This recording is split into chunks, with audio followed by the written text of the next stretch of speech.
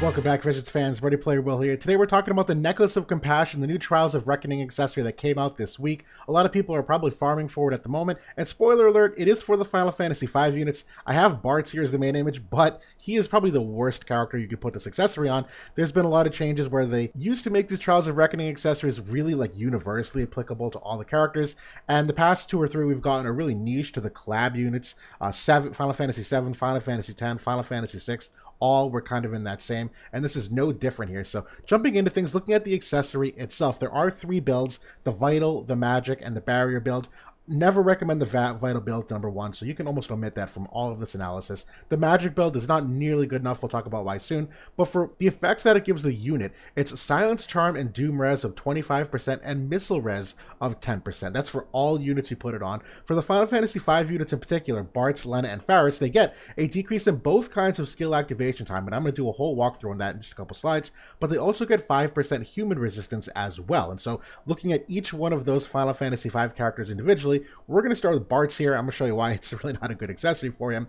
But on the right here, you have his innate resistances. And so when you consider what this does to amplify them, he does go from 10% to 20% missile res. That's kind of nice, I guess. But he's not a 97 faith unit, so I'm not terribly scared about status ailments. And the ones it does give, Silence is one that's basically useless because he's not a spellcaster. So even if he gets silenced, everything's fine.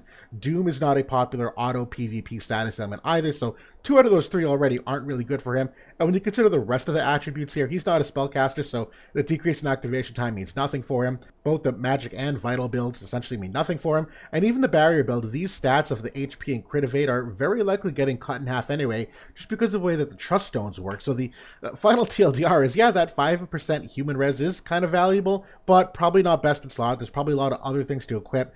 He does get some extra spirit, which is cool, but this is honestly not a great accessory for him. And Ferris is essentially the same conclusion for essentially the same reasons. The one big difference here, though, is that she starts off innately with minus 10% missile res, so this at least brings her to 0. That's kind of cool, but again, all the same things apply here, where she's not a spellcaster, so the silence res kind of means nothing.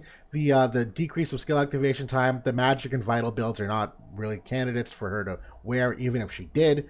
And the long story short is that, yeah, maybe that 0% missile res is fine, but I'll be honest, that's easily Trust Stone passiveable. If you really wanted 7% missile res on a Trust Stone passive, you could do the Platinum Robe instead. There's a bunch of alternatives if you're afraid of missile res, and even then, she's probably not the unit to bring if that's the matchup.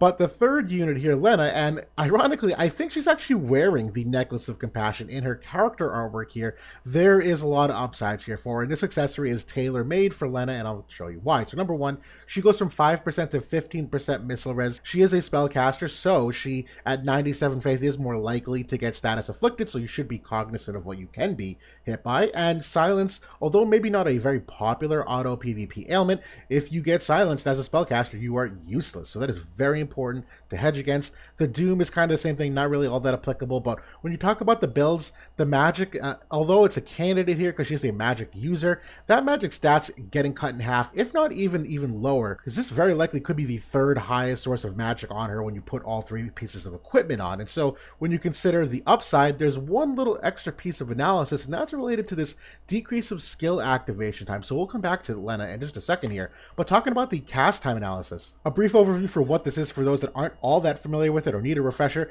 Think of cast time as a bar that you fill from 0 to 1,000, and each skill has a cast time associated with it. And the way the game works is, throughout the fight, it'll do snapshots or ticks, and every time a tick or a snapshot occurs, a lot of stats move one level further. And so one of the things is cast time, where every tick that occurs, that bar will fill up by the cast time amount. So if the cast time is 360, at times 0, you're at 0. At the first tick, you go to 360. The second tick, you go to 720. You get the point until you fill up the bar, and at that point, that's when the spell goes off. And agility and CT works the same way here, where 10% of your agility fills up your CT bar every single tick. And so there's something very valuable with getting a lower cast time, because it means you have a better likelihood of using your spell before the enemy can act. Whereas if you're too slow to cast, the enemy might fill their CT bar quickly, and all of a sudden the spell casting gets a little more random. Now, when we look at the cast time sources for Lena, she gets 200 down on both kinds of spell spell cast. And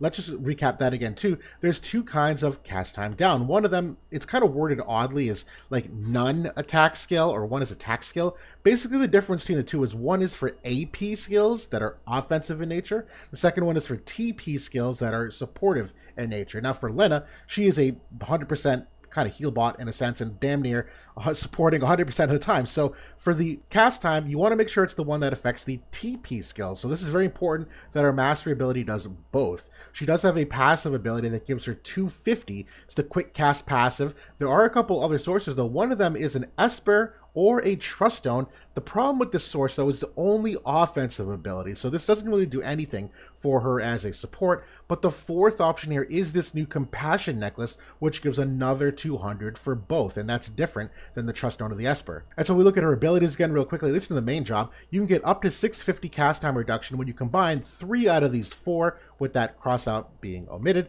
But of her curative abilities, these are both cast time 360, and her only offensive ability in the main job is cast time 320. Now there are sub jobs that you could consider, but this is really the bread and butter of things. When we look at if it affects any specific breakpoints here, we're going to look first at if only you did these first two, so the mastery ability and the quick cast passive. And assuming you didn't have the Trials of Reckoning accessory on, well, your total cast time reduction is 450, so the trigger point is 550. And so if you go through these ticks one by one for both 320 and 360, they both go off on the second tick here when they cross that threshold of 550. Now what happens if you equip the Compassion Necklace to add another 200 reduction? Well, the new trigger point is 350 instead, which means these two curative abilities that have a cast time of 360, on that first tick, they already surpass that trigger point. So they move from being 2 ticks down to 1 tick, which is a very important breakpoint when you consider that she can damn near insta-cast this. Now,